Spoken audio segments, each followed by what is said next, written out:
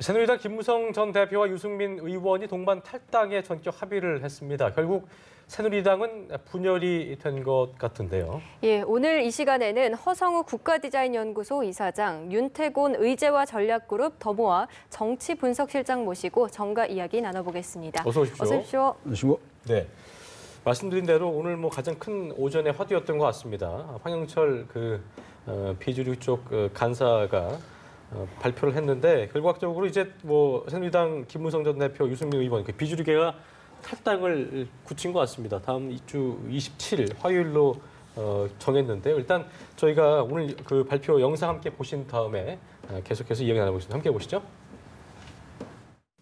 오늘 저희는 새누리당을 떠나기로 마음을 모았습니다. 가짜 보수와 결별하고 진정한 보수 정치의 중심을 세우고자 새로운 길로 가겠다고 뜻을 모았습니다. 대한민국 정치를 후퇴시킨 친박 패권주의를 극복하고 진정한 보수 정권의 재창출을 위해 새 출발을 하기로 다짐하였습니다. 저희들 그동안 많은 고민을 했고 새누리당 안에서는 보수개혁, 보수혁명을 통한 정치혁명이 불가능하다는 결론에 도달하고 밖으로 나가겠다는 그런 결심을 했습니다. 저희들이 새로운 길을 가기에 앞서서 먼저 국민 여러분들께 섰고 배제하면서 용서를 구합니다. 그러나 박근혜 대통령의 불통 정치는 헌법 유린으로 이어지면서 탄핵이라는 국가적 불행을 초래케 했습니다. 한없이 부끄럽고 죄송한 마음으로 국민 여러분과 당원 동지 여러분께 엎드려서 사죄 드린다는 말씀을 꼭 전해드리고 싶습니다. 네, 함께 들어보셨는데요. 일단 비주류계의 탈당의 변은 친박 패권주의를 극복하고 보수 정치 새 출발하겠다 이 얘기인데요. 이건 국민들이 판단할 부분인 것 같고 일단 오늘 김무성 전 대표, 유승민 의원의 이 발표 어떻게 보셨어요? 그러니까 어떻게 결정을 내렸다고 좀 보고 계세요? 일단 기본적으로 저는 이제 비박 친박의 어떤 그 분화 이 차원을 좀 떠나서 만약에 27일 날 탈당을 결행하게 되면 저는 기본적으로 여당발 정계 개편 신호탄이다 이렇게 지금 규정을 하고 싶어요. 왜냐하면은 과거에 이제 여당 중심으로 정계 개편보다는 좀 야당 중심의 정계 개편이 많이 이루어져 왔습니다. 근데 이제 이번 같은 경우는 여당 중심의 정계 개편이고 또 지금 그 차기 대선 구도와 관련해서 지금 여당과 야당의 어떤 뚜렷한 대선 구도가 없기 때문에 오히려 이게 지금 여당 중심으로 사실 그 비패권지대가 만들어질 가능성이 높다. 그렇기 때문에 오히려 여당발 정계 개편 신호탄으로 저는 해석을 하고 싶습니다. 네, 자. 유 실장님도 하신 말씀 많을 것 같은데요. 이게 여당발 정계 개편의 말을 하셨는데 정치에서 중요한 게 이제 명분이라는 말을 하는데 이번 이제 비박계 탈당이라는 게 명분은 없고 좀 세규와 배려만 좀 몰두하다가 이제 결정되는 거 아니냐 이런 비판도 있더라고요. 일단 어떻게 보셨어요? 그러니까 이제 어디든지 비문, 비박, 비자가 붙는 곳은 어떻게 보면 여집합이지 않습니까? 그렇죠. 무엇이 아닌 사람들의 집합이니까 이제 명분이 부족해 보이는 게 있는데 정치사적으로 보면은 저는 이제 의미가 깊다고 봅니다. 왜냐하면은 한국의 보수 정당이 한 30년째 쭉 이어지고 있는데 이게 결국은 민정당하고 YS 민주당의 결합, 지역적으로 보면 TK와 PK 수도권, 강경 보수와 좀 온건 보수의 결합이었는데 이게 결국은 분리되는 거죠. 그렇죠. 3당 합당 이전으로 돌아갈 수 있는, 물론 이게 계속 이렇게 갈지 다시 합칠지는 모르겠습니다만은 이게 분리가 되는 것은 정치학적으로 의미가 있고 허성무 이사장님 말씀하신 대로 정계 개편을 추동할 수 있는 것이 결국 이제 다당 구조를 추동하는 거 아니겠습니까? 국민의당의 창당으로 인해 가지고 야당에서는 일부분 균열이 났잖아요. 여기에 대해 가지고 또 여권 쪽에서도 한번 균열이 나는 거기 때문에 너무 긴 이야기인지 모르겠습니다만 이번 대선 이전에는 개헌이 어려울 걸로 보입니다만은 향후 장기적으로 내각제라든지 다당제라든지 이런 식의 이제 기틀까지 볼 수 있는 분당이 되는 거죠. 정치사적으로 큰 변화가 있다고 하셨는데 그렇다면은 전국에 큰 변수가 될까요? 이 비박계 탈당이라는 아니, 그럼요. 일단 간판이라고 할 수 있는 사람들이 이제 김무성과 유승민이라는 간판이 있지 않습니까? 그럼 나머지 이제 새누리당이 문제인데 안철수 전 대표가 탈당했던 민주당 때하고 한번 비교를 해보죠. 민주당이 그래도 이제 전열이 정비할 수 있었던 건 두 가지입니다.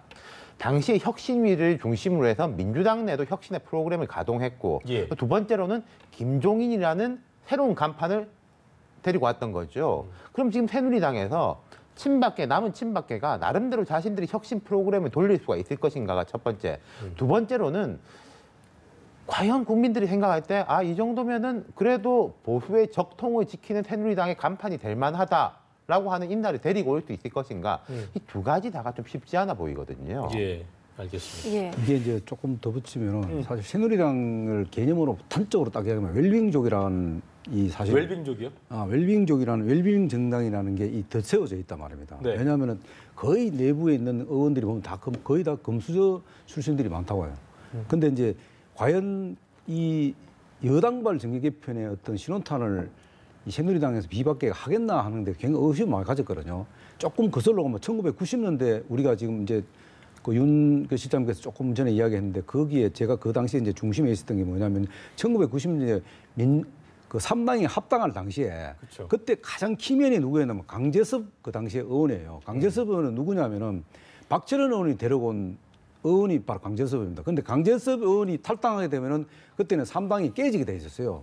근데 그것을 그 허주 김윤환 의원이 강력하게 붙잡은 거예요. 그래서 사실 그때 보수가 사실 분화될 하나의 굉장히 전환점이었는데 네. 강재섭 의원이 그 당시에 민정당에 남음으로 해서 그 당시에 사실 정계 개편이 중단이 되고 3당 합당이 그냥 그대로 불이 붙은 거죠. 근데 지금은 이제 그런 상황은 아니지만은 그래도 어쨌든 그 당시하고 지금하고는 그 당시는 뚜렷한 그 어떤 주도 세력이 있었고 지금은 뚜렷한 주도 세력이 없는 상태에서 뭐 한 35, 6명 가까이 어떤 탈당이 이루어진다면은 그것은 굉장히 어떤 우리 헌정사에서 역사적으로 볼 때 굉장히 중요한 하나의 터닝 포인트가 될 수 있다는 거죠. 네. 그리고 문제는 뭐냐면은 지금은 이제 27일 날 탈당하게 되면은 어떤 현상이 또 생기냐면요. 바로 후속해서 광역단체장들이 지금 어떻게 지금 후속 따를 것이냐는 부분이 생깁니다.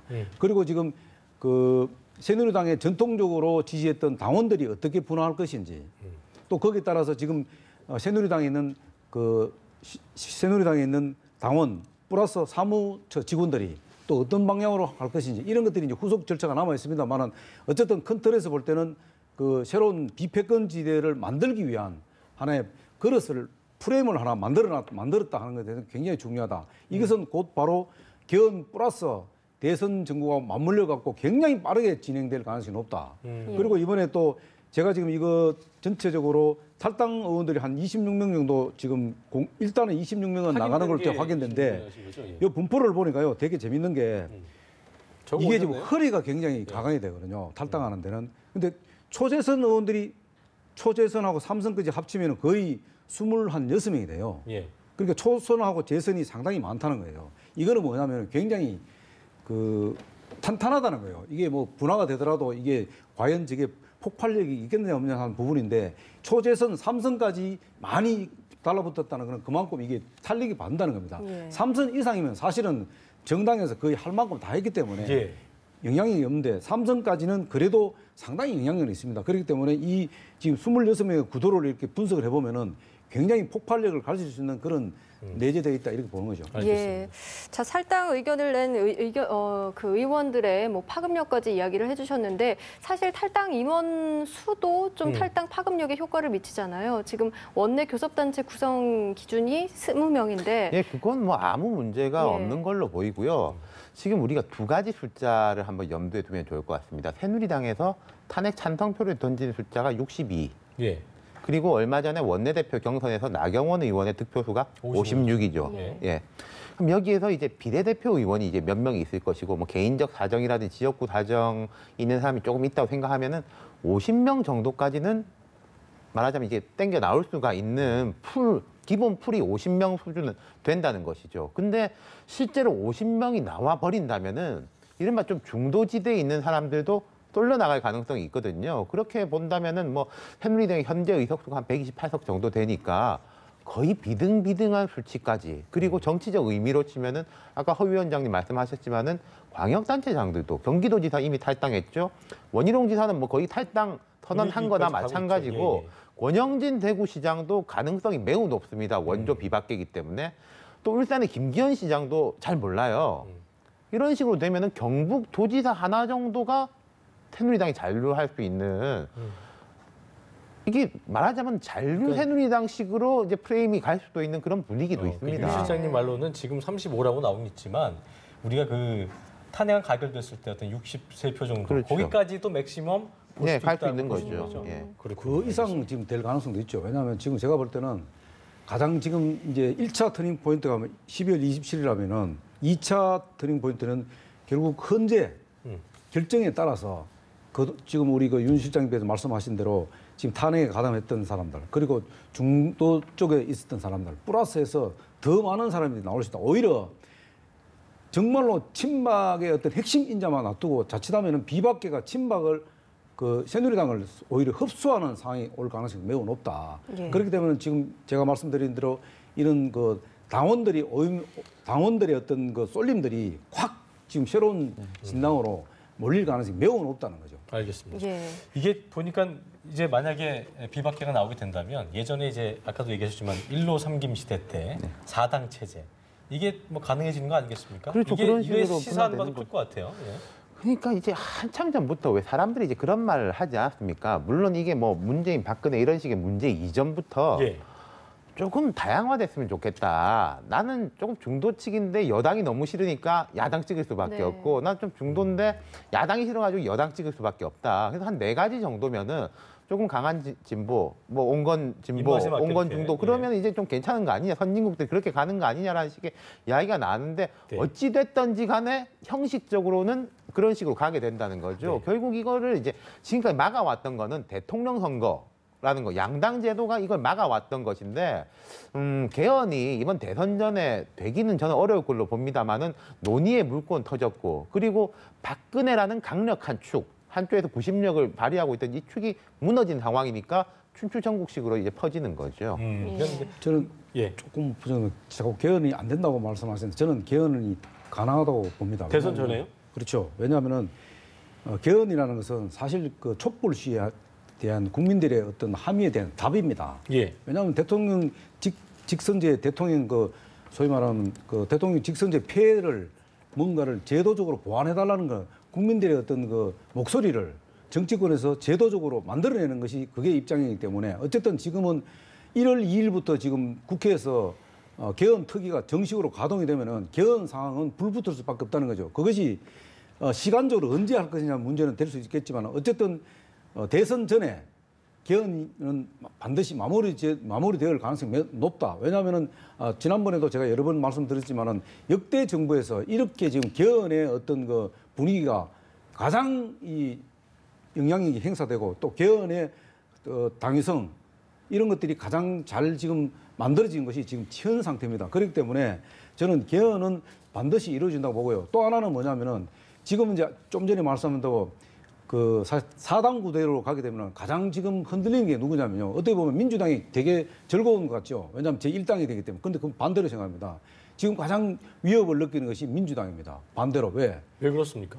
민주당은 지금 이제 사실 그 비박계에서 나가서 비패권지대를 만들게 되면은 민주당도 사실 친노 세력, 비노 세력들도 상당히 지금 마음이 동요될 가능성이 높다. 이럴 바에 같으면 차라리 정계 개편을 상황을 만들어갈 수 있는 그런 동력을 오히려 민주당도 상당히 그 불안하다. 그러면 민주당은 오히려 민주당 당내를 지금 또 다시 추스리는 입장으로 갈 가능성이 높다. 네. 민주당이 마냥 이 지금 여당의 어떤 분화를 보고 즐거워할 때는 아니다.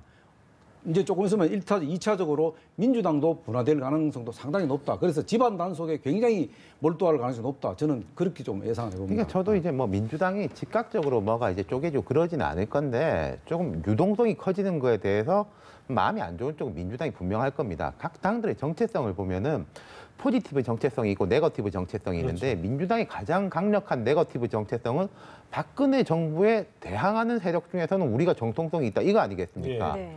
근데 이제는 이게 좀 이 흐려진 비박 거 아니에요? 정당도 우리도 여기저기 박근혜를 다. 예, 반대하는 사람, 국민의당도 우리를 박근혜를 반대하는 사람, 뭐 민주당도 반대하는 사람 다 그 부분에서는 정체성이 일치하는 거예요. 그러면은 포지티브 정체성밖에 남지 않는 건데 여기에서 이제 포지티브 정체성을 민주당이 만들어가고 있는 중입니다만은 한 120석을 아우를 만큼 예를 들어서 김종인 대표라든 전 대표하고 문재인 전 대표 쪽의 생각이 많이 다르지 않습니까?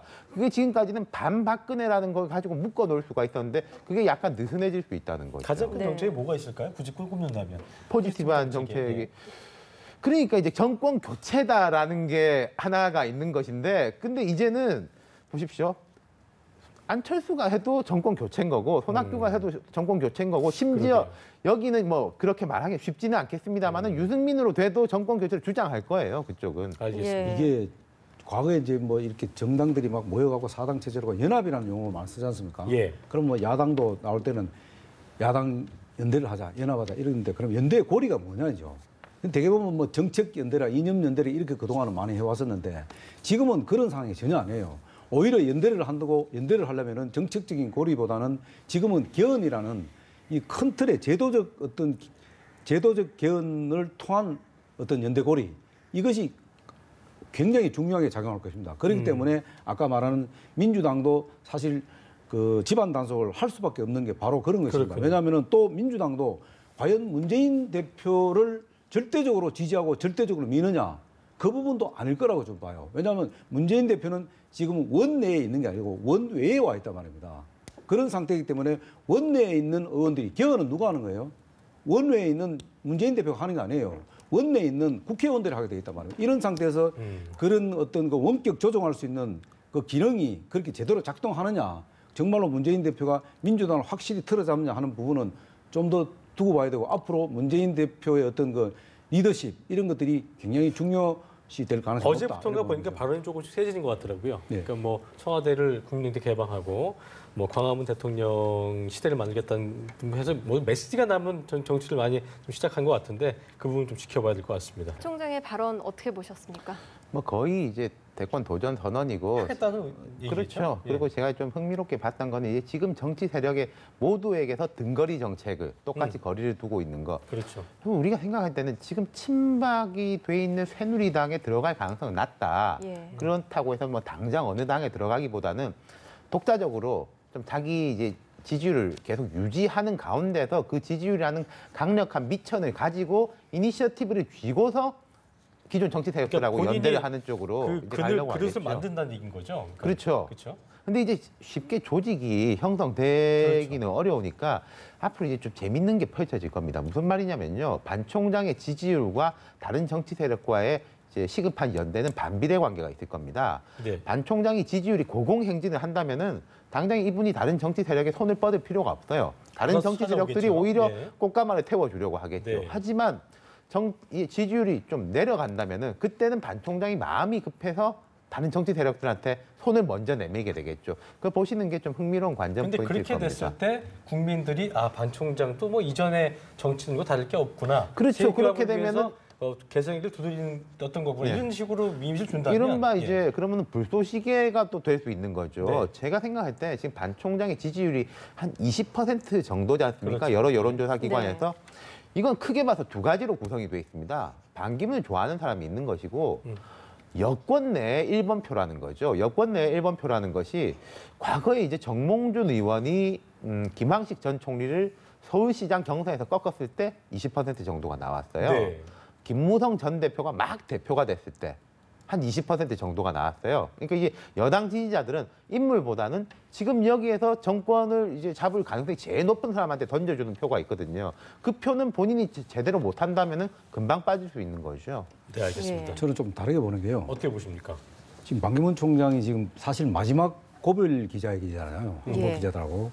사실 마지막 고별 기자라는 거는 자기의 생각과 앞으로 자기의 어떤 행보에 대해서는 일정 부분 좀 약간 구체화를 떼야 되는데 역시 지금 마지막 고별인데도 불구하고 대한민국 발전에 도움이 된다면 제 한 몸 불사르겠다. 이거는 너무 뭐냐면은 두루뭉술했습니까? 그렇죠. 예. 그거는 뭐냐면은 대한민국을 위해서 일할 수 있는 게 꼭 대선만 대통령 후보가 되었다고 일합니까? 얼마든지 우리 대한민국에 들어와서 그 봉사활동도 하면서 카터 대통령 보십시오.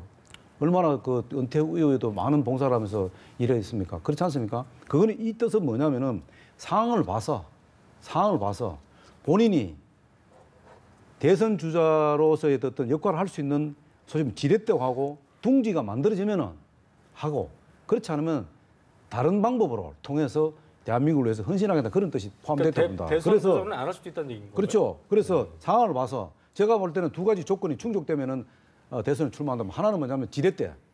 본인이 스스로 뭔가를 할 수 있는 입장이 못 되니까 그것을 받침해 주신 지렛대 역할을 할 수 있는 사람이 누구냐 이거죠.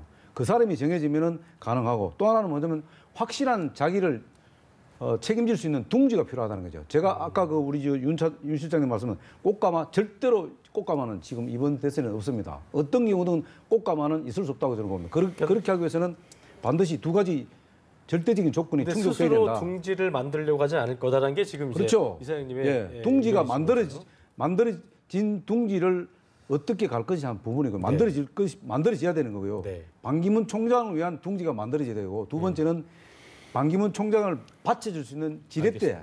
그 사람이 누구냐에 따라서 반기문 총장의 행보가 바뀔 수 있다. 어쨌든 이제 오늘 탈당을 선언한 그 비박계도 삼지대의 한 축이 되는 거기 때문에 이들과의 어떤 합종 연행도 그렇죠. 그렇고 가능성이 있는 거죠. 지켜봐야 될 것 같습니다. 네. 알겠습니다. 자, 다음 얘기 해보죠. 내일 5차 청문회 있는데요. 관전 포인트가 좀 있어 보입니다. 예.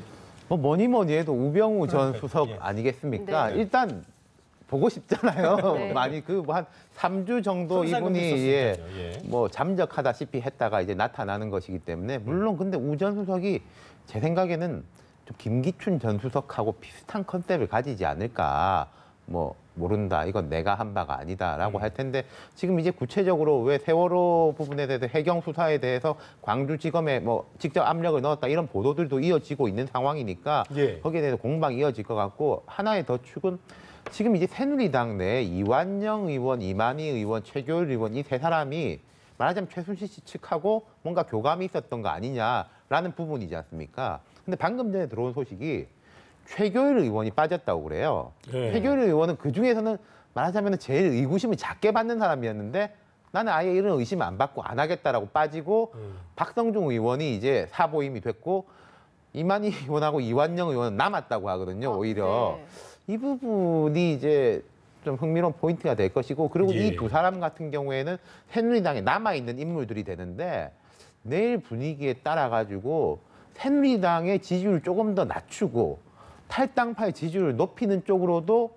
청문회장이 형성될 수 있을 겁니다. 뭐 장제원 의원이라든지 황영철 의원 같은 경우에는 야당 못지않게 맹활약을 하고 있지 않습니까? 네. 예. 내일은 어떻게 보면 우병우 전 수석이 지금 이제 청문회에 나오게 되면은 제가 볼 때는 그 이석수 청와대 특별감찰관 관계 그 정윤회 문건 파동하고 그리고 이제 이석수 특별감찰관이 청문회에 나와서 두 가지 이야기를 핵심했잖아요.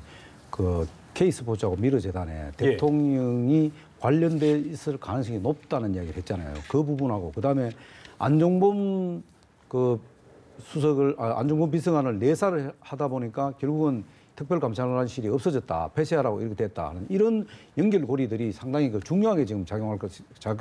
그게 뭐냐면은 사실 그동안 박근혜 대통령이 이던 제3자 뇌물죄 플러스 그다음 직권남용 이런 것들이 어떻게 작동되는지 이것이 굉장히 지금 수사본부가 특검이 지금 굉장히 이번 내일 어쨌든 청문회를 지켜보는 이유가 바로 여기에 있지 않겠나. 그래서 그 사실관계를 확인하는 그 과정이 내일은 굉장히 중요하다. 물론 뭐 우병우 수석이 뭐 얼굴도 보는 건 중요하지만 지금 얼굴이 중요한 게 아니고 이 지금 사실관계를 어떻게 제대로 청문회에서 규명할 건지 하는 부분이 하나 있고요. 또 하나는 뭐냐면 청문회 위원들의 자세. 청문회 위원들이 정말로 그 13명의 어떤 그 청문회 그 정인들을 불러 세워놓고 어떻게 정말로 아주 꼼짝 못하는 그런 팩트를 갖고 증거를 갖고 이 청문회 정인들을 몰아붙일 건지 하는 그것도 굉장히 네. 중요하다. 예. 이번에는. 지금 예. 그 청문회 자체가 청문 대상이 됐다는 그렇죠. 믿지 예. 못한 말이 예. 나오고 있는데요. 예. 내일은 좀 국민들의 어떤 그런 갖고 있는 의혹들을 해소할 수 있는 그런 자리가 됐으면 바람을 가져봅니다. 네, 그렇습니다. 오늘 허성우 국가디자인연구소 이사장, 윤태곤 더모아 정치분석실장과 함께 이야기 나눴습니다. 두 분 두 분 고맙습니다. 고맙습니다. 고맙습니다.